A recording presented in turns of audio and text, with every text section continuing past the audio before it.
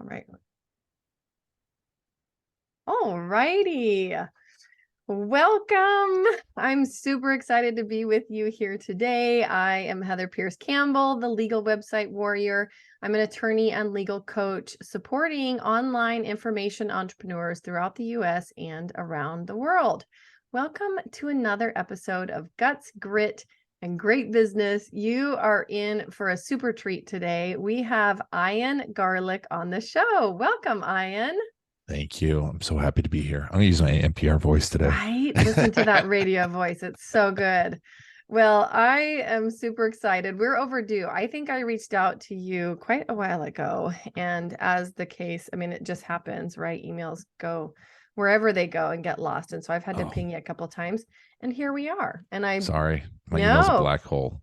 Mine too, which is why I'm pretty persistent with people. So super happy to have you here.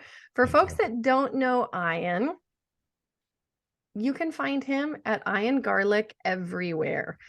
Video testimonials stink. Video case stories are what your business needs. Garlic can stink, but hopefully Ian Garlick does not. He has produced over 10,000 videos, including video case stories for clients from small law firms to Fortune 50 companies. Ian has been the video strategist for business leaders such as Gino Wickman, Fran Tarkenton, and really quick, did I say your name the right way at the start, or did I screw it up again? You said it right. Wait, yeah. I don't know. I don't My care. brain, I was like, did I say it? It's Ian Garlick, folks, just in case you're wondering. That's fine. You can call me Ian. No, don't call it. No, your name is Ian, and it's great. And my brain is having a flashback like, wait, did I do it the wrong way this time? Okay. You make sure to leave that in there, please. I will. I'll tell you, I am all about being real on this show. I launched this show post-pandemic with 2 kids at home full-time, and one of my children is very ADHD, and the other one was 2 at the time. So you can imagine how fun that was every day. Gosh. Recording and being like, I don't know what's going to happen in the background. So welcome to my podcast. That would draw in viewers like YouTube. It's like you have to wait and see what happens. I know, it's such a mystery. I know, it's such a mystery. So Ian has been the video strategist for business leaders such as Gino Wickman, Fran Tarkenton, Jason Swank, and many others. He has also hosted over 400 episodes of the Garlic Marketing Show. If you're looking for customer stories or YouTube strategy, call videocasestory.com. If you need something from a high, I love this. If you need something reached from a high place, call Ian. Ian, are you tall? How tall I'm are 6'6". Oh my gosh. You're not just like a little bit tall. You're officially tall. Wow. Yes. Well, that's awesome. Yeah, too bad you're not my neighbor. So your company is called what? Video Case Story. Video Case Story. And Video Case Story helps clients collect amazing client stories, craft beautiful videos, and then create a strategy for using those everywhere to draw in more amazing clients. Well, let's just start with this, Ian. What do people usually get wrong about video testimonials and video client stories? Like my big thing, the reason I say testimonials stink is because I have a list of like 40 reasons. But the number one reason that testimonials stink is they're about you. No one cares about you. No one cares about your business. They care about the people you've helped. Why are they like them? What problem did they have? How did you solve that problem? And not just how the results, but the transformation that you got. Yeah. They care about, when's the last time you saw someone cry on a testimonial? Never. Right. Do you ever get excited you see video testimonials at the top of a website? You're like, oh, let me watch that. But we've got stories that I've shown stories of our lawyer clients in marketing groups, and people are like, I need to finish watching that. Right. Yeah. And it frames everything in a different way. If I ask you for a testimonial, Heather, and you'd be like, okay, I'm going to talk about Ian, and he was great to be on the show, or, he is really tall. You would talk, and a lot of people get worried too. If your best clients, if you ask them for a testimonial, they're worried that they're going to say the wrong thing. Mm-hmm. And they're going to talk about you. And it's like, oh, Ian's great, blah, blah, blah. And just no one cares about that. Yeah. And what I think is the worst thing about testimonials is they check the box. Everyone knows we should be using customer stories. Everyone knows you should be listening to your customers. Everyone knows that's the key to it. But when you check the box of testimonials, you move on to the next thing. I'm going to go try and figure out the new Facebook ad strategy, or YouTube. I'm going to figure out OS 14. If you have just amazing customer stories and you just put them on all the platforms and they're really amazing, and you design them for where they are in the customer journey, because you can take one person's story and chop it up in 10 different ways. Mm-hmm. If that's all you did, you would win. But when you go testimonials, you get like 20 people saying how great you are, and people drown it out, and you've lost all this data. You've lost all this information. You lost all these 80 plus things you can do with customer stories. So that's why I think just starting with testimonials is number one. Number two, I call it the bad lawyer strategy. Imagine if we agreed customer stories are number one thing on a website, right? I mean, number one thing for your business, your content, your marketing copy, your conversion, improves the conversion website. PandaDoc, I had them on the podcast, and they said video on proposals increases conversion rate 32%. 32%, right? That's a 32% raise just by going, boom, a story on there.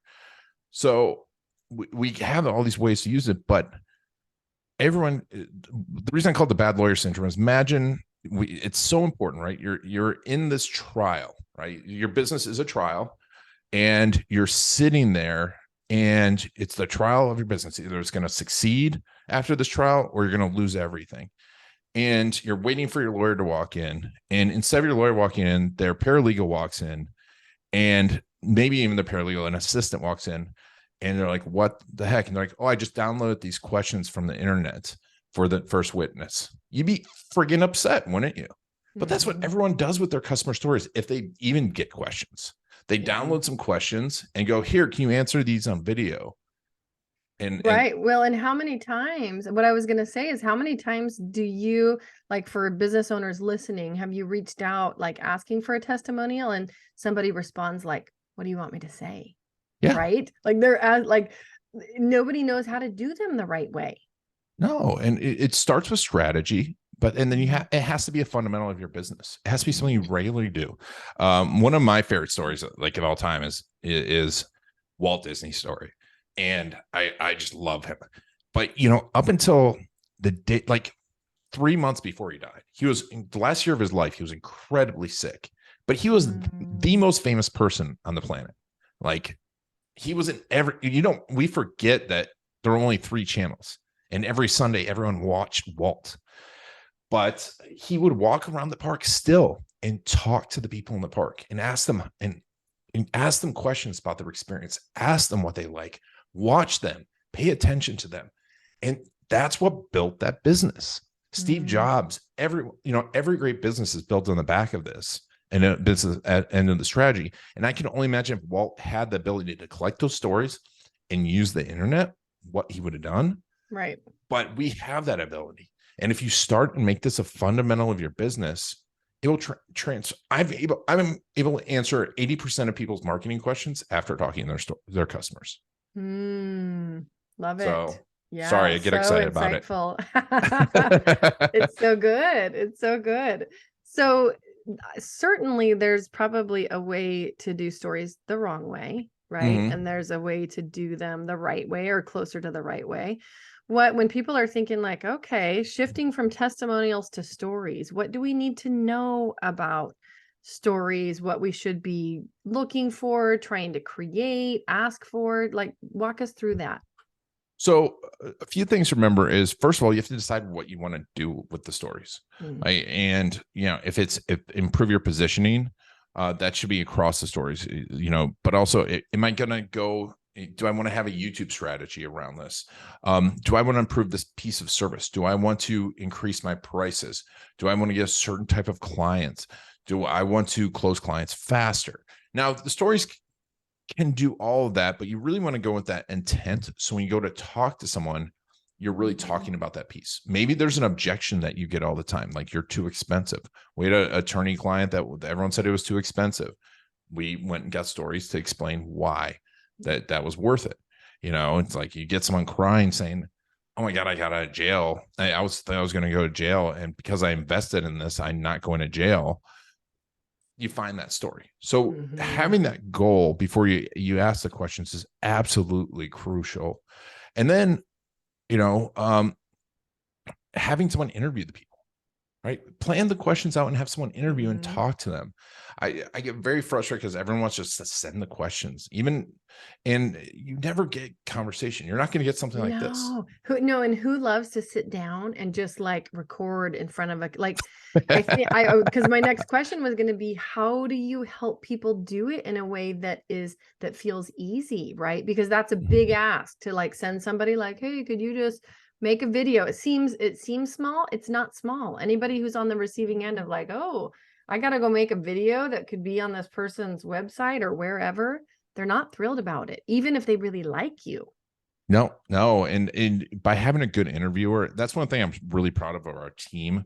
We have people that are great interviewers. They know where it's going to go. They know what we're looking for. They know where to lead the conversation, but I get so many compliments from other marketers and other business owners like, I got compliments from my clients about your interviewers. Like they had a great time. And, I think some of that comes from, I love interviewing. We've been doing it for years, and the podcast has taught me a lot, and we train a lot of people. But, in the end, the number one thing is, besides goal, is having someone that cares both about your business and about the person on the other side, because we can read that, right? And if you get someone and you're like, oh, this person cares about me, you'll tell your story. Yeah. Yeah. Well, and certainly I would imagine all that experience helps of like how to ask questions in a way, I mean, and my lawyer hat's coming on, that actually gets the answer that you want, right? Or leads somebody to the place that you want in a very natural way versus, something that feels clunky or cumbersome or, not quite it. Yeah. Oh, exactly. And you have to know where you're going, but also be open. When you find that thing that you can tell something shifted in what they're talking about, and you're like, let me dig deeper there. And that's when the magic happens. And that's what, I think the two most important things, besides having a good story arc to a video, are moments and emotions. It is when someone talks about the moment this thing happened, and they describe it, right? And it's like someone could say, Heather prevented me from having a lawsuit. Like, okay, that's great. But I remember when I got that phone call that we were going to get sued. And then I was so scared. And everything that I'd done with Heather up to this moment prepared me for that. So I wasn't scared. And that moment of relief that the lawsuit went away was amazing. You have to find that. You can't just, people aren't going to say that. But if you can get those moments and emotions, then you make amazing videos, get people crying. And I'd love to get people to cry on video. Yeah. Don't we all? I mean, who doesn't love to have a good cry session? Like I joke, my sister, I don't know if she would say this to a friend, somebody like, nobody looks good when they cry, right? Like, stop it, you're on camera. But the point is, I think, so important that on the receiving side of that message, that is what we relate to as humans, is understanding a moment in time, understanding the emotion and relating to that in a way that actually moves us. Very different than just hearing somebody just say something kind of flatly that's not really relatable, because it doesn't get into story. And I'm a super like marketing science nerd. And one of my good friends, Dr. Paul Zak, wrote this incredible book called Neuroeconomics, where have you heard of it? No, but I love the title. He's amazing. You should have him on your podcast. He just published a new book. He does all this crazy stuff around and he's just a great guy, but he does all this stuff around, like they measured oxytocin levels in people at certain moments, and they have a device now that they measure audiences and their oxytocin and their biofeedback. But so empathy is the mix of oxytocin and cortisol. your friend. My Ian, by the way, says that knowing the truth of my relationship to cortisol right now, which is that it's not really my friend. We're way too close of a connection going on. But the mix of cortisol and oxytocin, do you know what that causes when those two are mixed together? I don't. Empathy. It's empathy. That's and so interesting. They did a study and they showed a video of a kid and his dad, and it was a flat story. And then they made the story very empathetic. And I won't get into the story because I'll start crying. But after that, so they rose they got the oxytocin and cortisol levels to rise and increase the empathy, the chemical empathy. And after that, people, I think, were 30% more likely, and that stat might be way off, but it was significant boost to make a positive action on anything.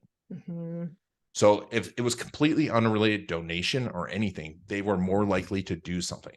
So think about that. Like, we're trying to do all these internet marketing tricks, and they're like, here's the latest headline and here's the latest subject line. It's like, if you tell a great story and then ask someone to do something, you're going to have a 30% better chance that they're going to do it. Now, on top of that, we remember stories. We think in stories. You know, relate to them. It makes somebody relatable. Like, exactly. Yeah. And what's the last case study you remember? Right. White paper. Exactly. Yeah. Oh, I can't wait to read that white paper. But a story we will remember, and we'll remember those people. And I mean, I was just doing, sorry to talk so much, but I was just doing podcasts are totally not about talking. I just get excited on this topic. We were just doing a case story. It's a long form one. It was a healthcare fraud case. Not exciting. But the case itself was, you'd probably like it. But we did 40 minutes interview with this guy, and he was hilarious. Not intentionally hilarious, just like probably one of the worst, because it was like very, I can't say much about him because the case stories can come out. But anyways, he'd be the worst client to have to put up on trial. But anyways, he told the story, and then we went to do the storyboard, and I remembered every single moment of the story of the 40 minutes. I'm like, we need this detail. And they're like, how do you remember that? Because it's a story, right? You remember stories. And all the science behind it, the key to it is make it treat it like a fundamental of your business. Practice it every day, collect them every day. You've got to go out there and practice those free throws, practice that putting, right? And you've got to do that. And that's what I tell people, like, just make it a priority, because it's one of those things that your business won't go away right away if you don't do it. And it won't magically, I mean, it can magically sometimes transform. Generally, it won't. But that trajectory will change it. Totally. What is it about storytelling that intimidates people? Right. I think people recognize when they hear a great story. I think when you turn the table, and because I think we hear this, right? Like, you have to be able to tell a good story, and suddenly it's like your brain freezes up. Like, what? Ooh, what makes a good story? I feel like people get blocked around it, like feeling like they have the confidence to know what it takes to tell a good story. I mean, it's once again, it's fundamentals, it's practice, right? It's collecting them. You have to have a collection of them. You have to, it's building up the ability to do it. So like you asked me a question, like I've probably told like 7 stories, right? And throughout this, it's not because I had them planned. It's just because you build up a collection of them, you get used to it. I think the biggest thing though on the internet is, and this is the biggest problem, but do you know the number one reason why people make a decision? Why they make a decision? I was gonna say either, well, I don't know. I in my head, I'm thinking like either it's a fear-based or pain-based trigger, right? Or the opposite, right? It's a pleasure, like solve a major problem, but still kind of relation to pain-based. It's going to reverse the pain. Yep. And those all are because of, and the level of those are decided by the situation, the moments. And we have to speak to their moments, right? We were talking earlier about, the kids going to school. Yeah. And how many, and then you put on your lawyer hat. We change so much throughout the day. And you're talking about, how your emotions change throughout the day. People decide because of the moment. So, and we know that intuitively as people, right? The story we're going to, if we were out for drinks, you'd be telling me a different story than you would tell me at the board, right? Hopefully. There's those people that are really awkward storytellers that would tell the story anywhere. But it's we know the moment, and then people get on and they know also what they want the story to do. Do I want the story to make someone laugh? Do I want to make a story to like me? Then we get on the internet and we're like, I want the story that's going to make me a ton of money, talk to everyone, and make me rich right now. Like, that's not how it works, and that's why you're getting intimidated, because you're trying to putting too much weight on each. Yeah, I see that.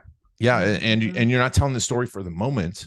You don't know who you're talking to, and you don't know what you want to do, and also and I think a lot of people make the mistake of seeing, get the advertising mentality, and they see like a great story on an ad. I'm like, well, they have to generalize that ad to everyone.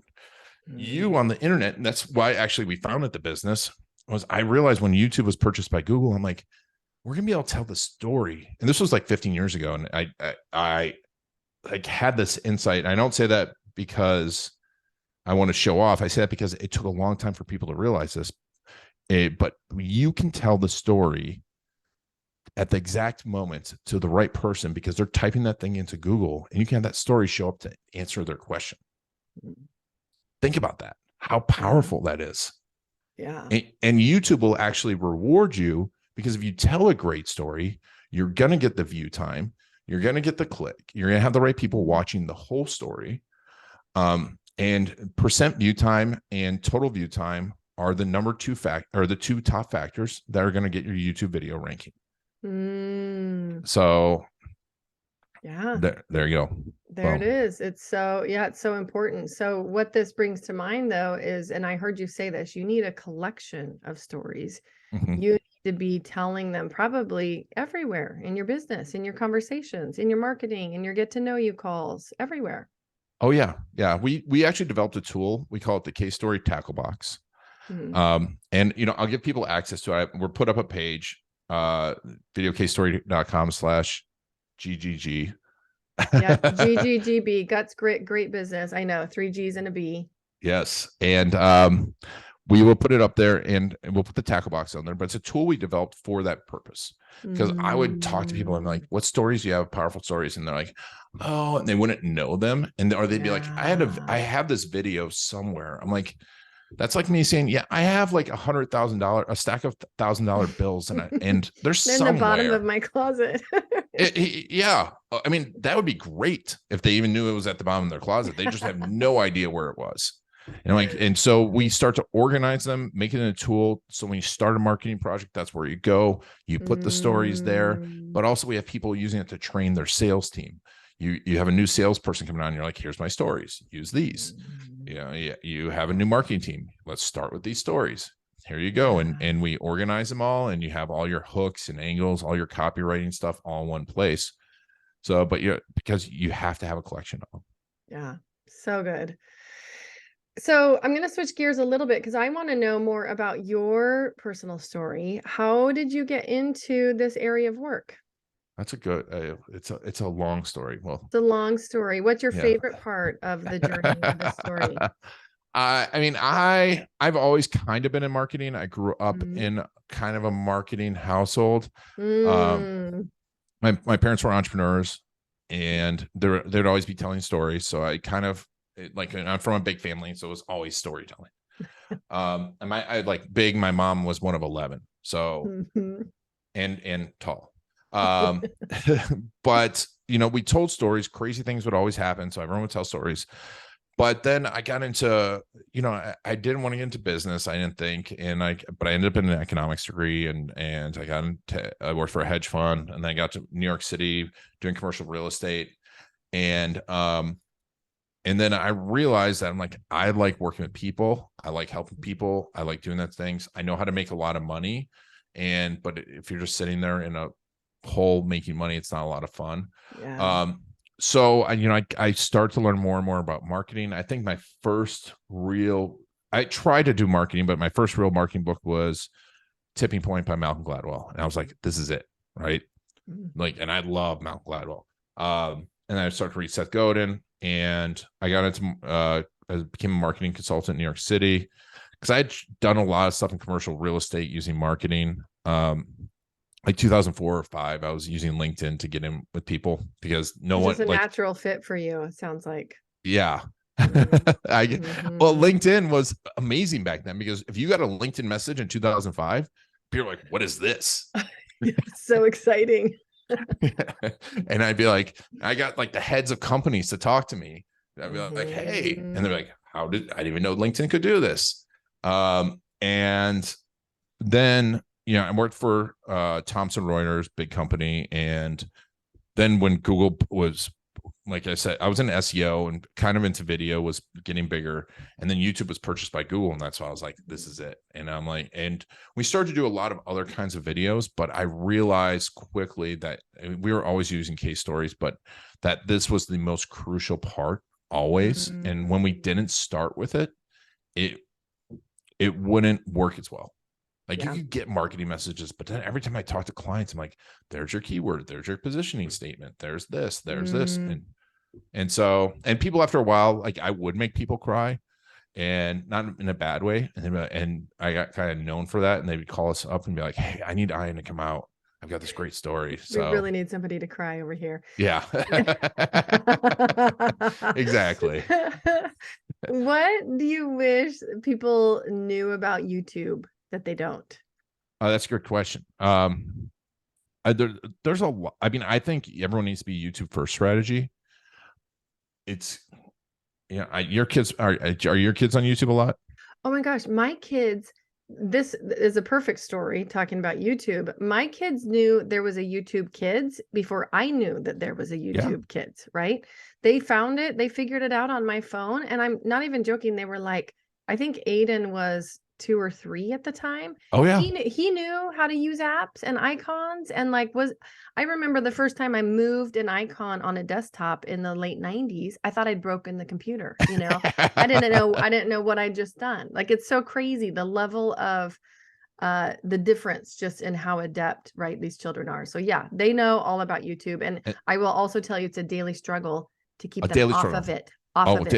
Yeah, it's addictive, and it's probably on your TV like when you don't want it to be, and you're like, last night my husband threatened for whatever number of time, I'm gonna take YouTube off of all these devices. Yep. Do we even know how to do that? No. Right.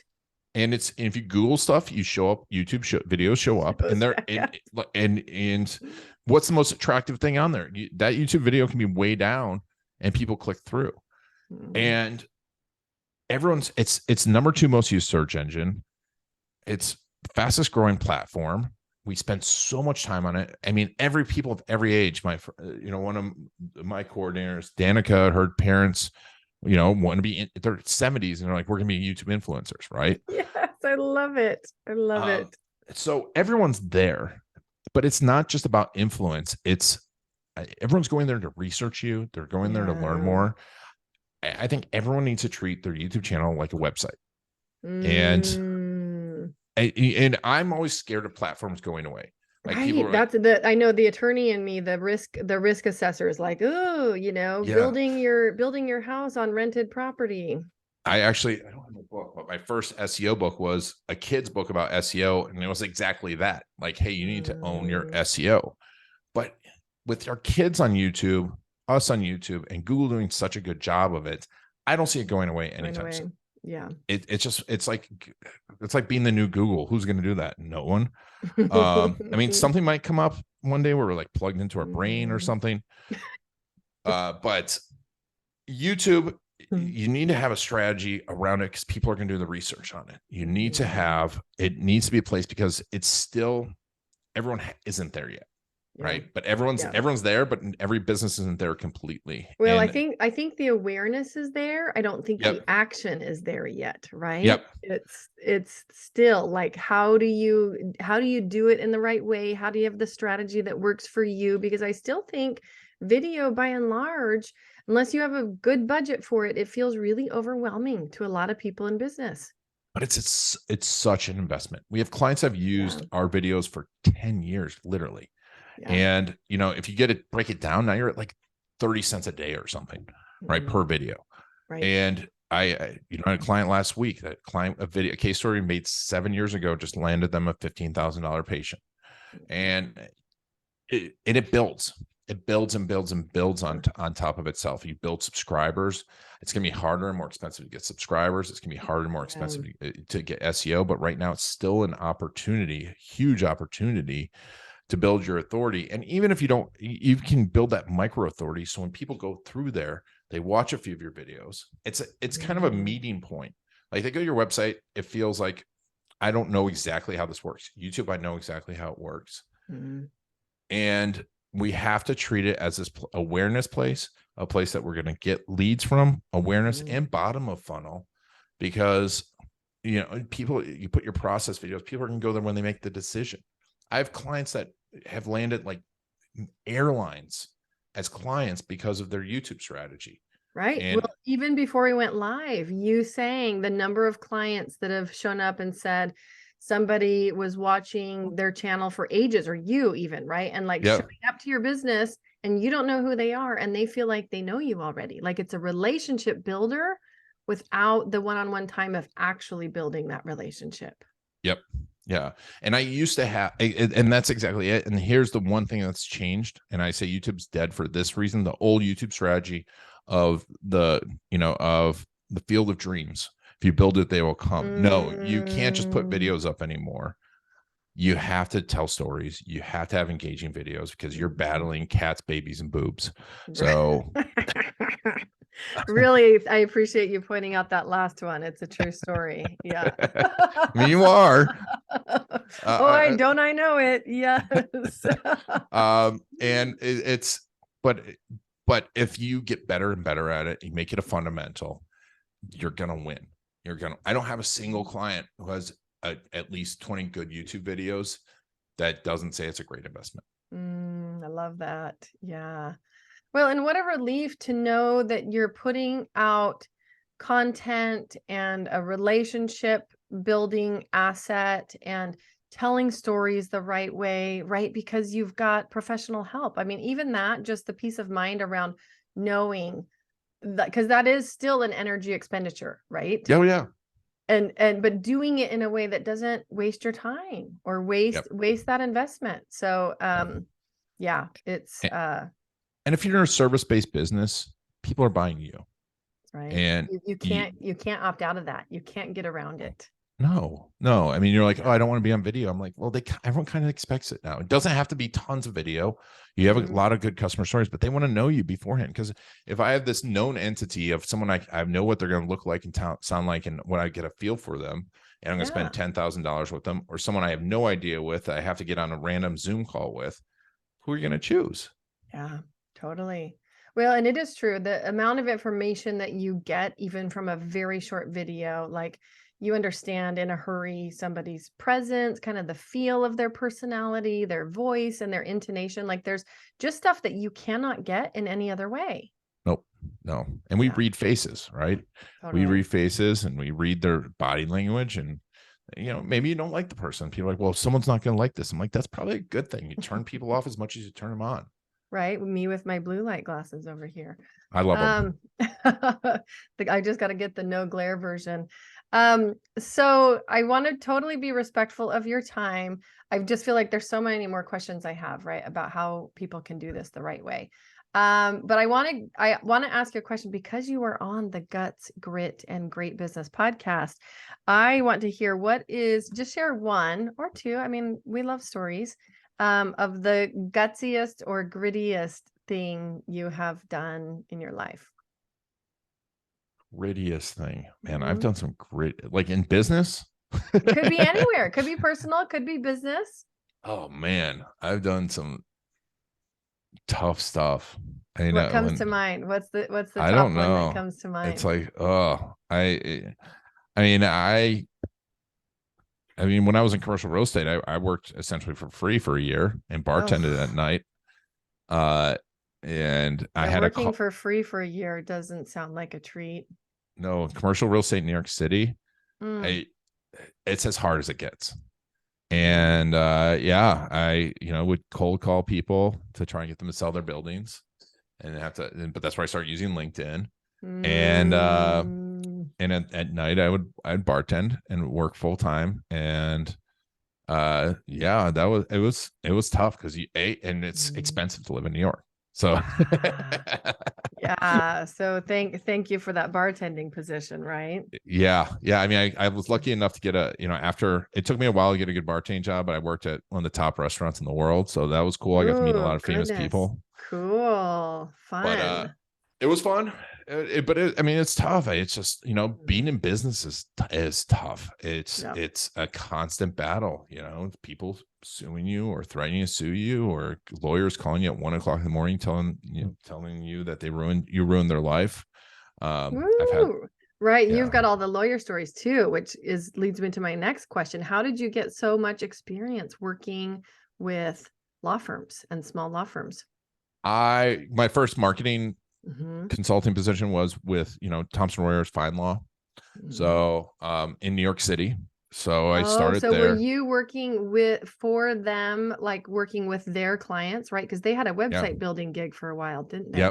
Yep. So I did Yeah. that, and I worked with lawyers in New York City, which I'm as sorry. it that's as tough as it gets. My first I'm sorry.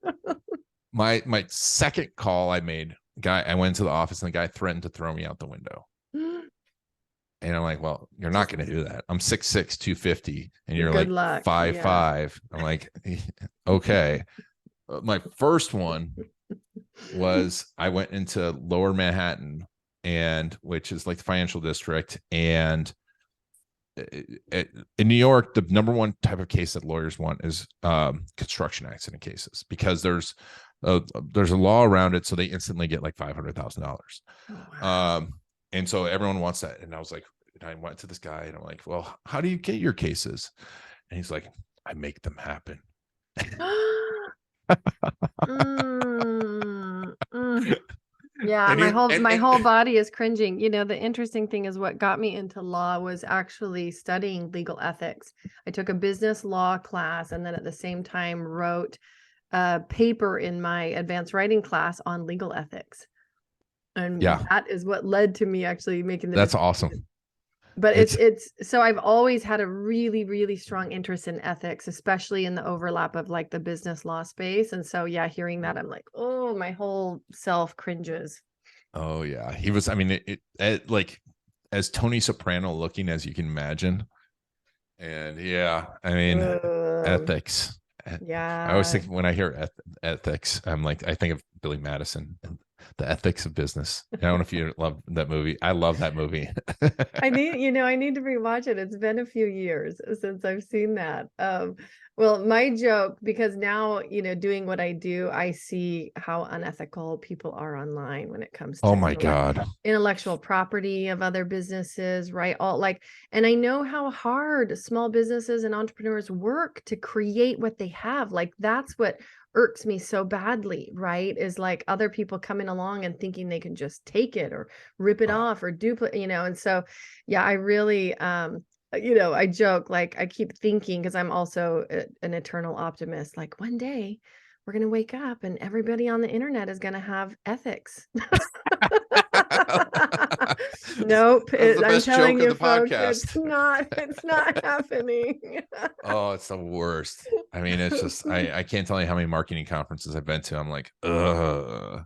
I'm like, Yeah. and I'm I like, bet you see it, the ripping off, the copycatting, all the yeah, stuff. or not afraid to lie about how much more money you make, or Right, all the schemes on the get back rich end of that. quick. Yeah. Mhm, I mean, there's a mhm. lot of people who are like, oh yeah, I made $10 million last year in ClickFunnels. And they fail to tell you that they spent $15 million in advertising. Right, or they had Like, to refund 5 million of it because they they yeah. didn't have purchasers that stick. Yeah. Or they just trick people. Yeah. All of that stuff. And it's, to me, it's tough and it's hard because I see people with their business and also they're being told all these things that marketing can do. And I'm like, I can't do all of that unless you do it the right way. And it takes a while. And, Build it the like, right yeah, way. people are like, oh, I can get a 10-to-1 return on investment. I'm like, if you can get a 10-to-1 return on investment from anything all the time, why are you telling people? Yeah. Why are you just over there doing it? Yeah. Nope. Um, so we'll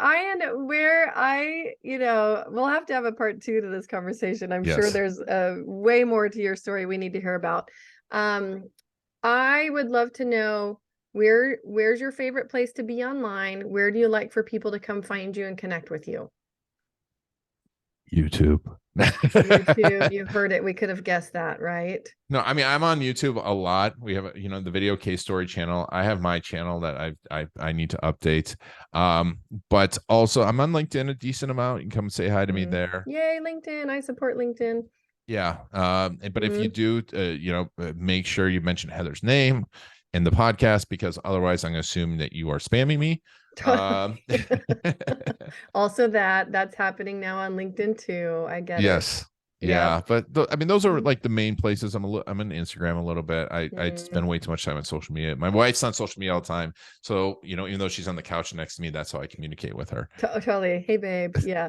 That's so funny. And you have a podcast. So let's also have people hop over. Where can they find your podcast? I have the Garlic Marketing Show. If you type in Mhm. garlic and marketing, it'll pop up on it's everywhere. Too bad it's not There's like a scratch and sniff. I know, no, right? I wish. I'm trying to figure that one out. I do love me some garlic. Hopefully you do. I wish I I do. got it. And the funny thing is, oh, go ahead. The funny part is people try and sell me garlic on LinkedIn all the No. time. Wholesale garlic. Oh, you're kidding, like real garlic. Like real garlic. They're like Oh my Chinese gosh. suppliers. They're like, do you want to reduce your garlic costs? Because I guess that's just the keyword.